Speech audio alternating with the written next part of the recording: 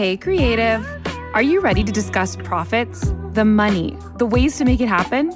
The Profitable Creative Podcast is for you, the creative, how you define it. Videographers, photographers, entrepreneurs, marketing agencies, you get it. CEO of Core Group and author Christian Brim interviews industry experts, creative entrepreneurs, and professionals alike who strive to be creative and make money at the same time. Sound like you? Tune in now. It's time for profit. Welcome to another episode of The Profitable Creative, the only place on the interwebs where you will learn how to turn your passion into profit. I am your host, Christian Brim. Special shout out to our one listener in Helsinki, Finland. Yes, we are international. Helsinki, Finland. That reminds me of the line from Die Hard. But that's just another... You know what I'm talking about. Remind me, because I love that. Well, like they're talking about the terrorists that have captured the hostages, and one of the news anchors wants to be real smart, and they said we think they might have ties to Helsinki, and he goes, Helsinki, Sweden, or something like that. And that's right. Anyway, now is that a holiday film for you? Or absolutely, no? It is. Absolutely. It is a Christmas movie. I'm sorry. Let me introduce you, Jody Friedman. Welcome to the show. Sorry, it's okay. Thanks for having me. Good to be here. Absolutely. Yes, it is a holiday film. Strangely, the only one we seem to watch anymore is Christmas Vacation. That's our go-to Christmas classic holiday. Yeah. Yes. We went to a holiday party last week, and it was themed Christmas Vacation, and there was Christmas Vacation trivia and door prizes. It was a great time. Oh, how costumes. Fun. Yeah. Jody, tell us a little bit about Jody Friedman, Inc. Sure. Yeah. I mean, it's funny when I get the question, how long have you been in business for this company? I recently really started launching or branding myself as Jody Friedman, but Jody Friedman's been in business for as long as I can remember. So my business is I'm a speaker and I'm a coach. And I've been developing a program called Wreck the Room, which is about, how can I explain it quickly? Or I can sum it up. Essentially, we all have good and bad things that happen to us when we're younger. And these things that happen to us shape our identity early on. And the way I've operated throughout my life and viewed it is that these things that happen to us are these bricks. Imagine bricks that you start building a room from. And brick one could be as simple as don't speak up. Who knows why? Maybe someone told you don't talk a lot or shut up a lot. And that becomes a brick. Another brick could be love isn't safe, right? That becomes a brick. Another brick could be I have to be perfect to be valuable. That could be a brick. And we all build these rooms that we operate from, and we carry that forward into adulthood. Most adults are still operating from rooms that we built as children. And we never really learn, or they're really, at least as far as I've seen, there's no method to evolve and wreck that room so you can evolve and rock the new room that you're supposed to be in. So my process, Wreck the Room, is about having the courage to tear down those walls and wreck the room, and then step into or rock the new room boldly and with intention and from a place of internal power. Because when you do have these things happen to you when you're younger, without realizing it, you're giving away your power. And we have to reclaim that power and get it back.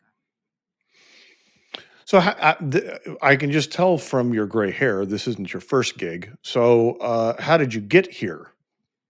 What things did you do before? Yeah, well, I spent 20 years, and I'm still working in the entertainment business. I was a long time ago, I was a struggling recording artist and songwriter. And I worked at CNN at the time, worked at CNN for 7 years, starting in Atlanta and then New York, and then came out west. I worked on Larry King briefly for a couple of years back in 07, 08. And when I was at CNN in New York, the story goes, this is the path. I was a songwriter, recording artist. I got a job at CNN. CNN hosted a talent show in 2002. because that was the year that American Idol was in its inception. It was season 1 of American Idol. So CNN hosted something called CNN Idol. So I wrote a song about my job called the Prompter Song. I was a teleprompter operator. It was all about working your way up the corporate ladder from prompter operator to director. And I played it. I performed it at the Tabernacle in Atlanta, Georgia, in front of all the company executives. I won first place. It was $12,000, and the respect of my peers. And really what it did is it brought the whole company together. And it was really, really cool. And that was the first time for me that I realized that I couldn't just stick to the traditional path, even though everything said climb the corporate ladder. And, that's what society was telling me to do. It's what we're trained to do from a young age. When I wrecked that room and did something out of left field, that was aligned with who I was. So I spent the next several years trying to find a way out of the corporate world. Even though I had a good job, I did. Like CNN was a really good job. I worked at Time Warner Center. We had beautiful views of Central Park. And towards the end of my time in New York, I transferred to New York.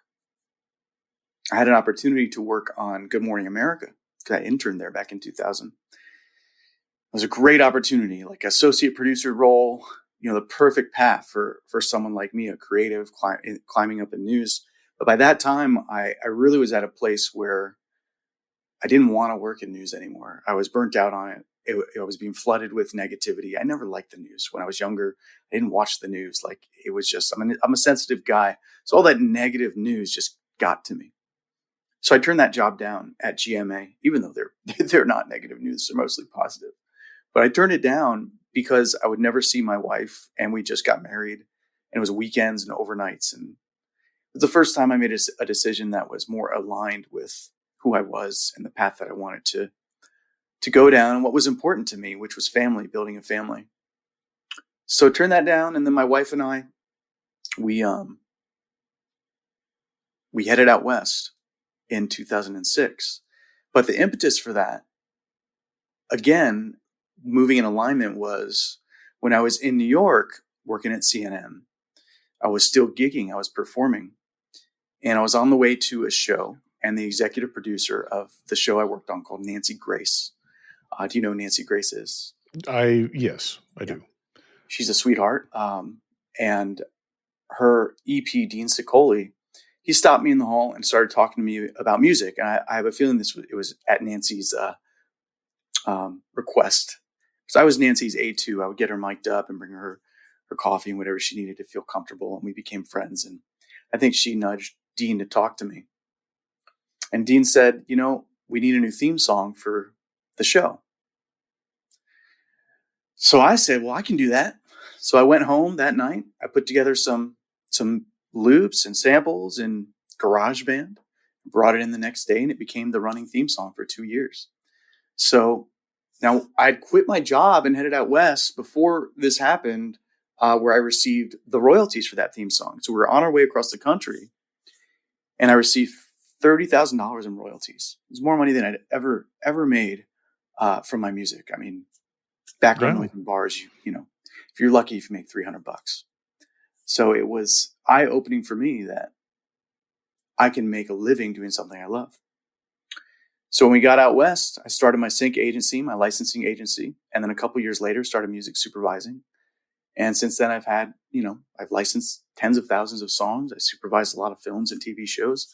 I'm currently working on The Bachelor. I'm the music supervisor for the Bachelor franchise. And it's been really great. It's been a great run. In 2020, part of the Great Reset, Hollywood froze. I started coaching online, and I really fell in love with coaching. And it brought me full circle back to when I was younger and I was teaching. And that really fills me up. And over time, you do something long enough. And I know a lot of people want to do what I do. They want to license their music. And that's why I coach musicians to do that as well. But you do something long enough and it just becomes second nature. And for me, I am what I've just learned, this thing about human design. Have you heard of this human design concept? Maybe. Keep talking. Yeah. So what I just learned is that according to the human design concept, I'm a manifest generator. And what that means is If I say something, this has been true for my whole life. If I say something out loud and I commit to it, I'm going to do this. I'm going to have this. I'm going to accomplish this. It happens. Eventually, it just happens. And there's a certain type of people that works for, and they're called manifest generators according to this human design. But part of what comes with that is jumping around a lot. And I do move around a lot. I wear so many different hats. Graphic designer, publisher, songwriter, coach, speaker. Like, I can bounce around because I enjoy it and I commit to things. The negative to that is that oftentimes I spread myself too thin. Yeah. Yes. Okay, this is fascinating stuff here. Okay, so if I were to meet you in a bar, and men always lead with like, well, what do you do? That seems to be the way we identify ourselves and with each other. How would you describe it? What would you say? It is actually one of my. I don't like that question because I don't like the concept. I don't like the concept of painting ourselves in a box. But I get it. What would I say? I would say, well, I've worked in the entertainment business for about 20 years. I'm a music supervisor for The Bachelor, and I also speak and I coach. And I'm really a serial entrepreneur. I have multiple businesses. That's a great answer. So. Yeah. Do you feel like you would have ended up doing coaching if it had not been for the pandemic and at all? That's a great question. I know that's what I do. I ask great questions. I feel like because it feels so aligned with who I am, that eventually it would have presented itself in some way. I was already. Part of what led to it was musicians, they'll always reach out to me, of course, wanting me to help them. And most of them are handing me their music, saying, please listen to this and put it in your project. But oftentimes I would just hop on and talk to them. And I was naturally wanting to help them and see what's going on. So I was already coaching. I just wasn't, it wasn't a business. I wasn't monetizing it. Right. Part of it was also, I have to give her credit, my wife suggesting it to me. At the time, she worked for Kajabi, which is an online course hosting platform that I host my program through. And she just said, have you considered doing this? And when she mentioned that, I'm like, that's a great idea. I'd love that. So I started it. So who is your coaching and course designed for? Who's the ideal customer there? Well, if you're a musician, we coach you at Elite Music Coaching. And if you're not a musician, if you're an entrepreneur, if you're a coach, if you're a high achiever and you find yourself feeling successful on paper, you've done all the things, you feel successful, but something feels off and it doesn't feel like as you should. Like, by now you're looking at yourself and you're saying, why am I not fulfilled? Essentially, why am I not fulfilled? Why am I not feeling happy about what I do every day? If you're feeling that way, then it's likely you're operating from an old identity that you've outgrown. And a lot of people think there's something wrong with me. There's nothing wrong with you. You're not broken. You've just evolved, but you haven't built this new identity or designed this new identity that you want to step into. So part of my process is, recognizing the identity that you've built, naming the room you're in, exposing the lie that you tell yourself from whatever those bricks have, built up, all those experiences, all those limiting beliefs, exposing that, and then designing the new room that you want to be in. What does your day look like? Where do you live? What does your week look like? What does your year look like? What does your next 3 years look like?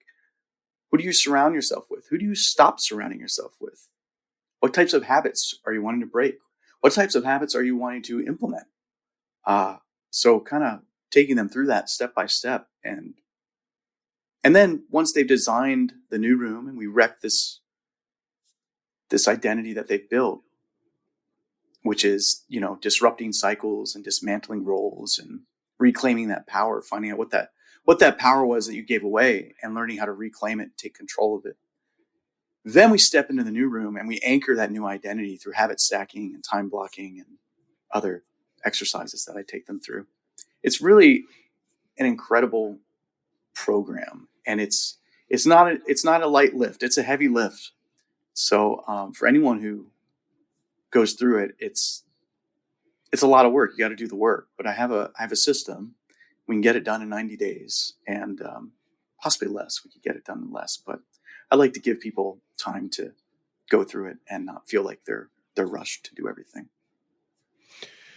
Yeah, I think I don't know this, but from the outside looking in, and from talking to people like yourself on this program, I think there's a mythos around being a performing artist, or being in the music or film industry, about like what it really is, and then when people get on the other side of it, even if they are successful monetarily or professionally, there's a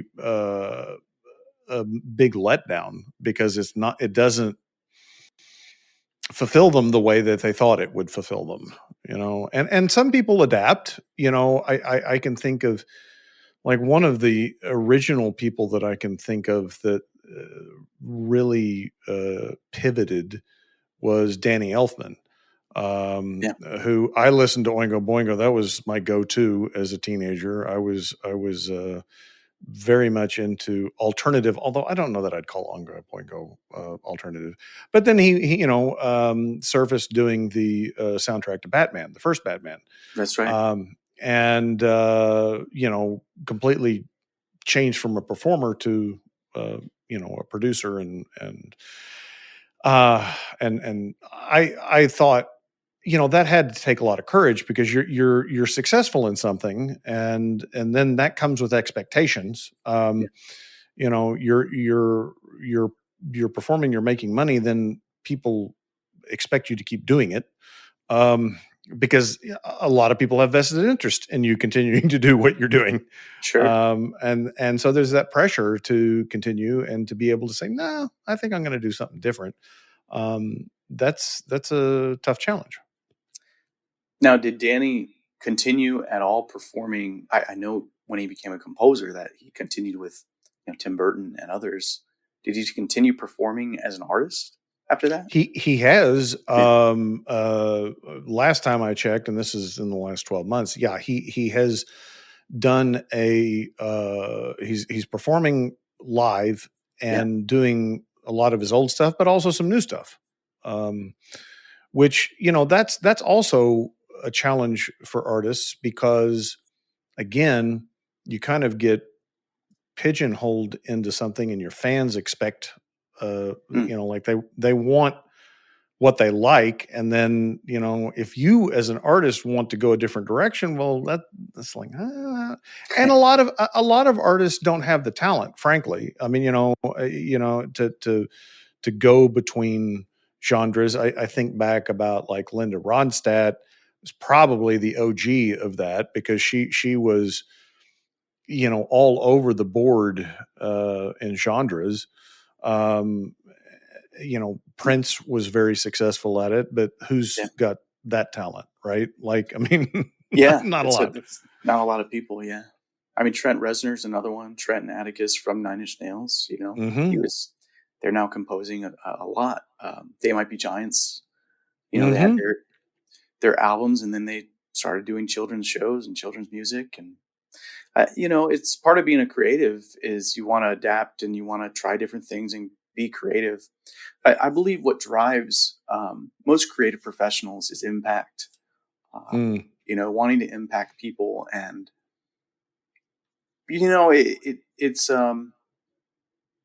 you can do it from a stage, you can do it, in a stadium, and you can do it behind the scenes through music and projects. So it's all related. And even non-musicians in the space, as you mentioned, some people get into the space and they want to make movies and they want to be impacted or impact people the way they were impacted through films. And yeah, I think sometimes it's a lot, I don't know how else to say this, prettier on the outside than once you get in and do it and you realize, oh, it's not as magical as it's better to experience it as a viewer sometimes than to actually make the project. And I mean, I produced my first feature film as a second producer, and I learned a lot. And it was an interesting process. I did it because my son is an actor, and I want to teach him how to produce, so he can cast himself. I think that's really important to succeed as an actor. You have to know how to produce. I believe that's where it's headed, if not where it already is. So I learned about it, and I'll probably do another one just to polish that skill set. But it's neat to see it come together. It's always enjoyable to see it come together, but there's all the grind that goes with it. Trying to get into film festivals, and then trying to get a distributor, making sure you're not getting screwed over by the distributor. And once the distributor picks it up, it's all that stuff. Every business has a model, right? And entertainment in general is one of the most complex models that I've ever seen. Like, all the fingers in the pie was really eye-opening to me, understanding, where all the money went.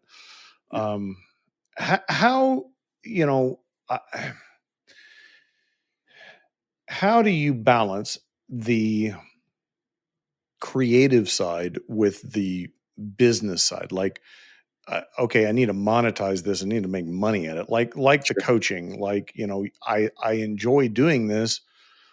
And I could do it for free, but like, how do I get paid? How do you approach that? But also, how do you decide what you want to get paid on versus what you want to just do for the fun of it or for free?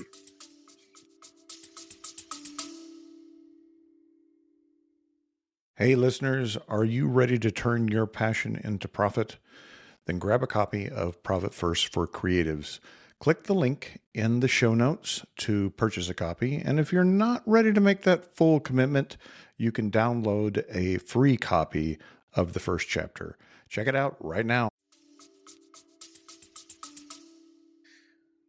Well, I'm very fortunate that these days I'm very selective about who I work with and what I'll take on. I tend not to work with people for free anymore.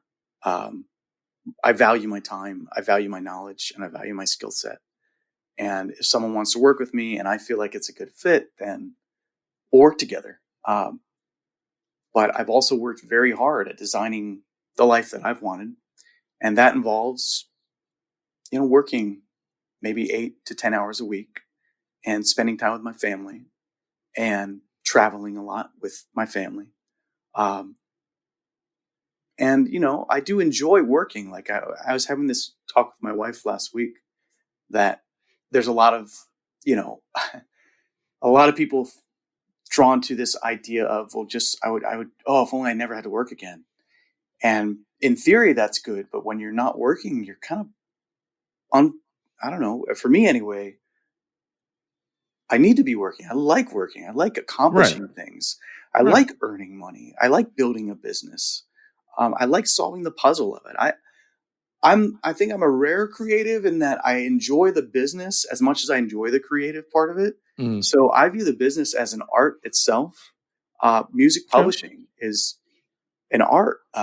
Coaching is an art. Funnels and opt-ins and lead magnets and all of that. Like that was eye-opening for me. It's like solving a puzzle, putting a puzzle together. And I really enjoy doing puzzles. So that's enjoyable for me. Yeah. Yeah. And I think you said you don't work for free. And I think that's especially, well, no, I'd say universally.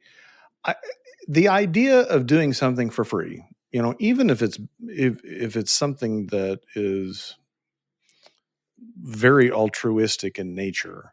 Yeah. It sets up a strange paradigm because the reality is people value what they pay for. 100%. Yeah. And so if you work with me and I don't pay you, I can't value what you give me as much as if I'd paid for it. It's just not possible. It's the way the human mind works. Yeah. And so, a lot of people are like, well, I don't want to charge for what I do, but I think that's a false paradigm. Like I don't, even if your intent is, I want to do good, right? Like, well, great, do good, but get paid. Like, It's not even, if you don't need the money, you still need to charge so that people will invest in themselves. So when they make yes, that commitment, they're making a mental commitment to themselves. And, I've played with different price points for different products, and the ones who get the most success are the ones who invest the most because they're showing 100%. up for themselves. Yeah, absolutely. Hey creatives, Delana Ely here. I have a question for you. If you could pay yourself more, why aren't you doing it? For real.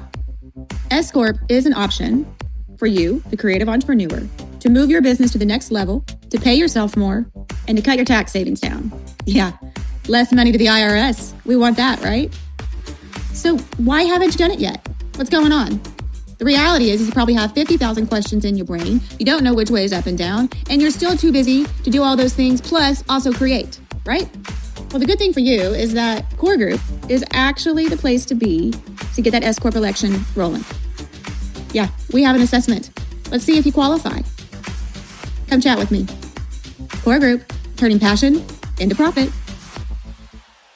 Okay, so we're going to go back to what you started with, Yeah. with bricks and self-limiting beliefs, things that you experienced. What were the most challenging bricks that you had to get rid of? Oh yeah. Good question. Again, that's what I do, Jody. I'm picking up on that. I like it. Well, I grew up in chaos. My parents divorced when I was 6. Well, they separated when I was 6. They divorced technically when I was 8. I lived in probably 16 or 17 different houses by the time I was 6 to 17 years old. And, my mom, she was in an abusive relationship. And I remember waking up one night and I heard a loud noise and I had my He-Man pajamas on. I was like a big He-Man fan. You remember He-Man? Masters of the Universe? Yeah, absolutely. And which oddly enough, Skeletor. And, He-Man was like this average guy, but when he held up his sword, he said, I have the power. And he reclaimed that power, and then he could destroy anything. I heard that loud noise down the hall, and I walked down the hall, and I turned the corner, and my mom was, there was this giant of a man that she was dating at the time, and he went to punch her, and he missed, luckily, and he hit the drywall. And I locked eyes with my mom, and she just said, Jody, go back to bed. And I think that moment, that was a brick for me of I need to protect my family. It instilled this role of the protector, which is good in some ways, but it also can lead to a little overkill of protecting. And then my mom, she moved far away to Washington. I lived in Florida. So she essentially abandoned my brother, and I moved to Washington. And my father was still with us, but he started drinking. So I didn't really have anyone. And I was young, and I learned to survive on my own at a young age. So the bricks for me were, if I want to build something that lasts, I need to do it on my own. Love isn't safe. I'm on my own. And the one place that I could control and find solace in was my achievements and my accomplishments. I played soccer. I really worked hard at being as good as I could be in that game. I was really good at, getting good grades, taking tests. I graduated 4.8. I was summa cum laude in my, with my degree at FSU. So I became the performer and the achiever. And literally, then I started performing on stage with my guitar. And that was reinforced for me at that CNN talent show. And it was great. It was a great experience, but it really cemented something dangerous for me to live by. And it was this thought that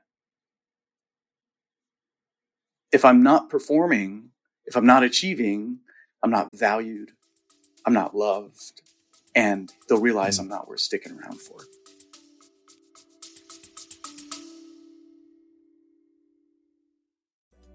AI is changing the game of business. Will you be on the winning team? I'm Jordan Wilson, the host of the Everyday AI podcast and your coach to help you learn the X's and O's of AI. Artificial intelligence isn't just a new player in the game, it's a new sport altogether. So if you don't quickly put AI into play, your competitors will run up the score. I've spent my whole life building winning teams, from coaching basketball to working with big players like Nike and Jordan Brand. My next move? Helping you win with Everyday AI. Listen wherever you get your podcasts or on everydayaipodcast.com. Let's tap into AI together and put points on the board.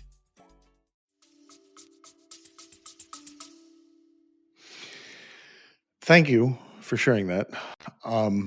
I have another podcast called The Chris Project, and on that show we discuss entrepreneurial mindset, mental health, wellness,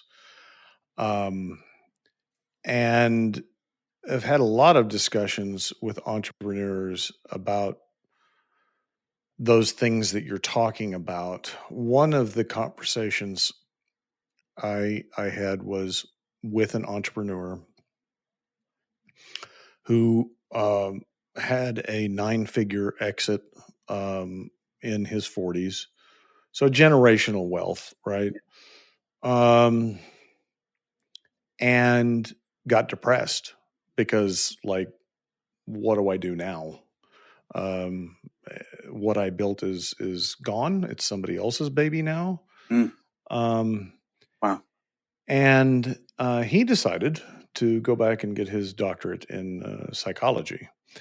And I recently had him on the show. I consider him a personal friend as well, to discuss his work on his thesis, on his doctoral thesis. Yeah. And it was fascinating what he discovered, which he had really kind of theorized, but didn't have any concrete evidence to show it. But the thought is this, that entrepreneurs oftentimes are starting a business to solve their own problem. Even though consciously they probably don't realize that, right? It certainly wasn't the case for me. I didn't understand that I was trying to solve my problem. But the longer you stick with entrepreneurship, the more you actually, heal yourself. Wow. It provides that crucible that you can't find being an employee, that forces you to address those problems. Now, the Chris Project I started because of a client of mine that took his own life. Oh, wow. And so not everybody solves their own problem. Some people can't escape those demons. Yeah. But it is interesting to me, and it has been my own experience, and it sounds like it's your experience, that this journey of entrepreneurship has allowed you to heal yourself, to fix yourself, to solve your problems. Huh.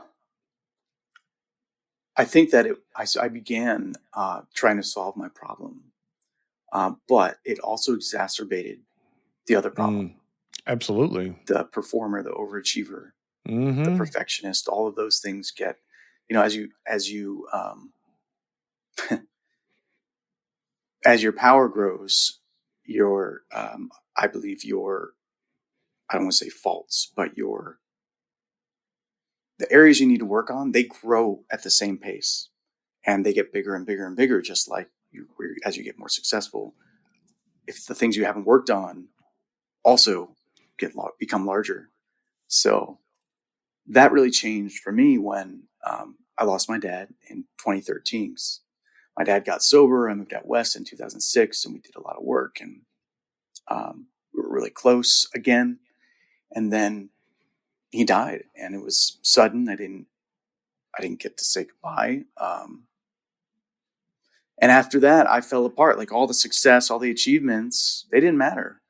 I was back to that little kid. Like, I was literally that little kid again, lost.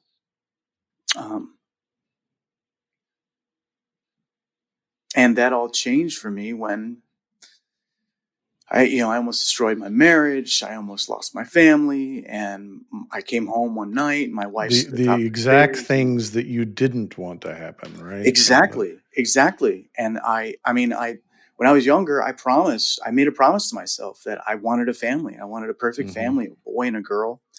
But it wasn't the promise it wasn't just about the promise of having a family. It was about redeeming the family that I had lost. And as I got older, the exact thing I didn't want to happen was staring me in the face. And that was the moment that I recognized I was able to look at myself and recognize the room that I had built and the room I needed to wreck. And I started replacing behaviors and trying new things that I didn't feel comfortable doing because I wasn't comfortable being vulnerable. I thought I had to just be the strong one and protect and keep it together. And when I started doing those new things, replacing those habits with new habits, everything changed for me. So that was, that was when I really woke up. And am I still an entrepreneur? Absolutely. But now I'm living a life that's more aligned with who I am and working on things that fulfill me on a deep, deep level, not surface level. And not that there's anything wrong with chasing, what you think you want to do. Like, that's how you find that path. And it's how I found the path. I never imagined, Christian, that I would have songs in movies and trailers and TV shows. I never imagined in my wildest dreams that would happen, or that I'd be music supervising projects, like the decision maker, putting other people's music in projects. It is a dream job and it is fulfilling in so many ways. So, and now helping others learn how to do that and helping others live in alignment. I will say that part of the reason I shifted over to coaching other high achievers, in addition to the musicians, because musicians have been kicked down so much and rejected so much, it's such a heavy lift. There are so many blocks. And I wish every musician would go through this program and figure out what identity is they're stuck in. Usually it's the waiting for approval room.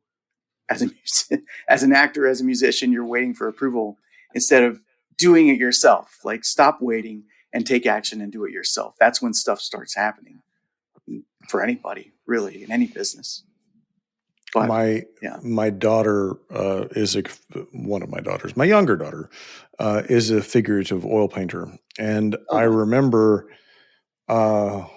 when she was actually selling prints of her original work, and she had a TikTok, I think, that went viral, and she was getting so many orders. She was like, I don't know what to do. And I'm like, incredible. Stop taking orders. Like, I mean, that's a simple fix. I'm like, if you can't fill the orders. But that particular viral post also came with some extremely negative feedback. And, I watched her struggle with this, where she had success on one hand and criticism on the other for the same thing. Yeah. And I just said, I said, you can't look for your validation and then not accept the criticism. So, like, you've either got to not care, like not seek your validation there, Mm. or accept the commentary. Like you can't take the good without the bad, right? Yeah. And eventually she got out of that space. She doesn't do that stuff. She's went a different direction, went for the galleries and that thing. But I think back about one of my conversations with Dr. Patel several years ago, and we were talking about, he made the comment, he said, entrepreneurs don't have very good coping mechanisms. And I said, well, I've never heard it described in clinical terms, but I said, you're right. Like they don't. And then I had this insight. I said, no, I said, in fact, I think for a lot of them, the business becomes their coping mechanism, which is a terrifying place to be, because what you said, these characteristics amplify. Yeah. And if you're an entrepreneur, there's this allure that you control all the variables, right? So like you control who you do business with, who you use as vendors, who you have as employees, and so you can create this coping mechanism that allows you to not ever have to deal with your shit until it breaks. Like it will. I mean, you can't avoid it, but yeah. What say you to that the business is your coping mechanism? Yeah, I mean, I always say that when you asked earlier, when they ask me, what do I do? I said, well, I do this, this, and this, but my boss, he's a real a-hole, oh, I'm sorry you have to deal with that. I said, well, I'm the boss. Yes. And yes, it's true. Like you set this standard for yourself. And as an entrepreneur, when you're building a business from scratch, what comes with that is, everything's on the line when you go all in, like everything. So you're saying yes, yes, yes, yes. And eventually for me, I got to the point where I couldn't say yes anymore, because I was so, and when you say no, especially that first time, it's scary because you're turning down business. But that's been really helpful for me, is I focused enough on the yeses. I built a business that, a multiple 7-figure business, and I need to say no. And still, I still get shiny object syndrome. I think that's pretty common with entrepreneurs. I see things that I can do, and I know I could crush it and do it well. But just because I can do it doesn't mean I should do it. And that's a mindset game as well. Mindset's everything in finding alignment and success and being in balance with those two things. It's all mindset. Yes, and what I have found in my own journey, and I see a lot with others, that the characteristics that allowed you to be successful, eventually they turn into the liabilities. That's right. And they impede you. To your point, like, if you received validation from doing excellent work, that helped you build a business until it didn't work, right? And I'm talking about the success of the business, not your own internal validation, because to your point, it's like, well, I can't do anymore. Like and so then it becomes a liability. And most entrepreneurs, when they get to that inflection point, aren't willing to do the work, as you call it, to fix the problem. Right. Yeah. It'll wreck what no longer serves you. Some things that, got you that far are going to continue serving you, but there's other things that won't. And knowing that balance, being an achiever is not always a bad thing. You achieve what you set out to do. But knowing when to say no, and knowing I shouldn't do this, I shouldn't do that. That did take work. It's a work in progress. I still work on it. I'm not preaching this from, the top of the mountain. It's, I'm literally in the rubble or with a flashlight saying, hey, let's find a way out of here. What are you dealing with? Yeah. Yes. Yes. I mean, I went with a friend recently, and he was struggling with some things, and I'm just listening to him and tell his story, and we were able to identify what room he was living in a conversation, and he's in the silent room. And that's a big part of it. It's really important to name the room. If you're thinking about this, if you're listening to this, and you're wondering, well, you're starting to see what bricks you formed. And that's the hardest part, really figuring out, recognizing what you've built. But naming it is really important. When you name it, you can see it clearly, the safe bunker, or the performer's room, or the silent vault, whatever you want to call it, you name it. And then the lie that it exposes is usually, what lie am I telling myself? Well, if you're a silent one, then your lie would be, I have to stay silent to stay safe, to stay loved. Well, the truth is going to be the opposite of that. I'm loved regardless. If I speak, I'm still loved.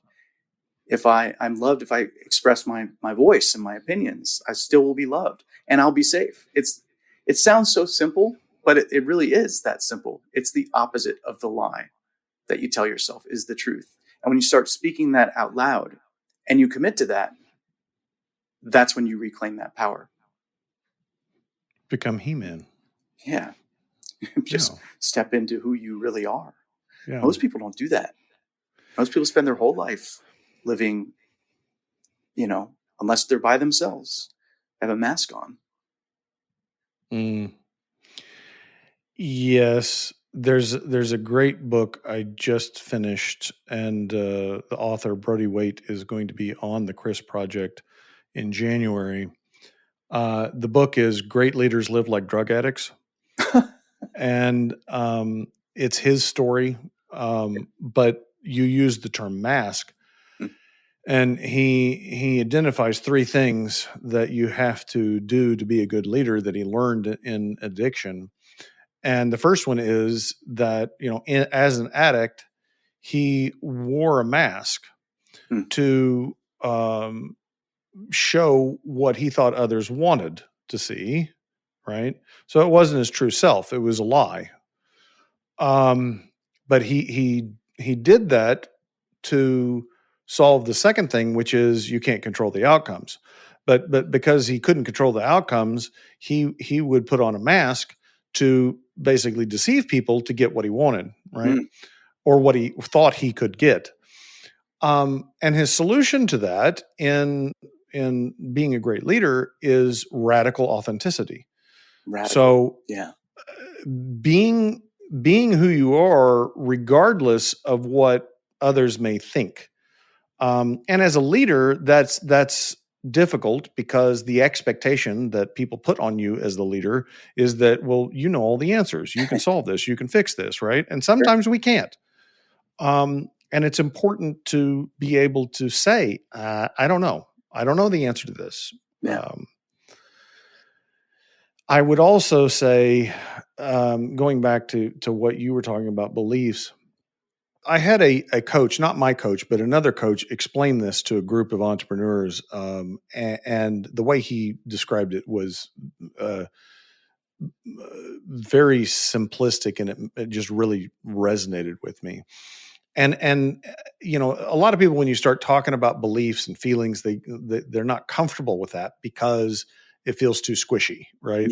Too woo-woo. But the way he described it to me was, he said, think about it this way. Your brain works on programs. Most of it is subconscious. And that's on purpose, because you can't function making all the decisions that you have to make in a day if you had to think about them, right? Like, those are subroutines that are below our conscious level. Right. And I'm like, okay, that makes sense. Here's the problem. Those beliefs, those routines drive your conscious behavior. Right. And if you never take them out of your subconscious and bring them into your conscience and analyze, okay, why am I doing this? Why am I saying this? Why do I feel this way? Like, what? If you don't bring them into your conscience, you can't ever change the routine, right? 100%. Yeah. And so that was a clarity that I'm like, yeah, that totally makes sense, because that to me was like, that appealed to the scientific part of it, right? It's not, Yeah. but regardless, to your point, you have beliefs and you are acting on them. And if you don't like the resulting actions, if you don't like the outcomes, the only way you can change it is to go look at what those beliefs are that are driving that behavior. What formed those beliefs? And usually they're formed by other people. Experience. 100%. Yeah. You don't have any beliefs. You picked them up along the way. That's right. That's right. Yeah. And you stopped asking yourself, well, what do I believe? Because of what society or other people told you, your parents' expectations, whatever it might be. Yeah. As an entrepreneur, that, again, if you think about it, okay, so you start this business because you're trying to control the variable that you want to fix, right? Yeah. Yeah.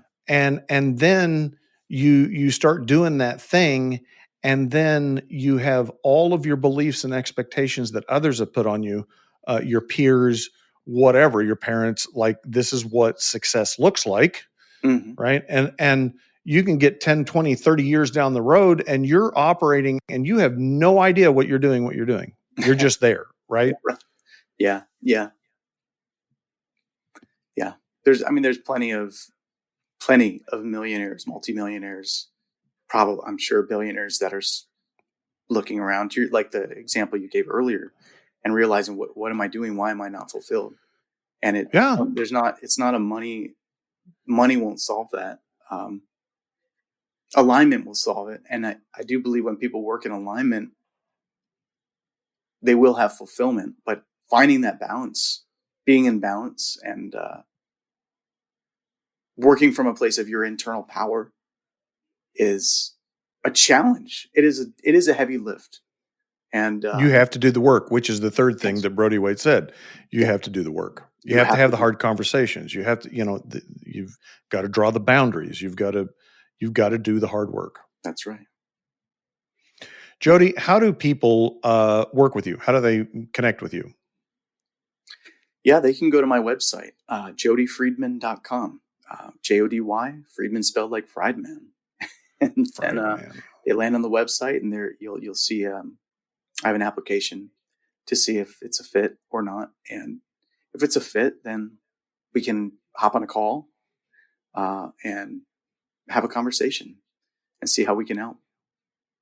I love that. And then if we want to listen to your work, we can watch The Bachelor. I told my wife that if she left me, I was going to go on Golden Bachelor. Do you have any work? You're not working on that one, right? No. I am I'm working on all the series. The Golden Bachelor just finished. Okay, so I have an in. So I've got leverage. I'm going to tell her, like, this is not an empty threat anymore. Yeah, that's good. Yeah. Listeners will have those links in the show notes. Sorry.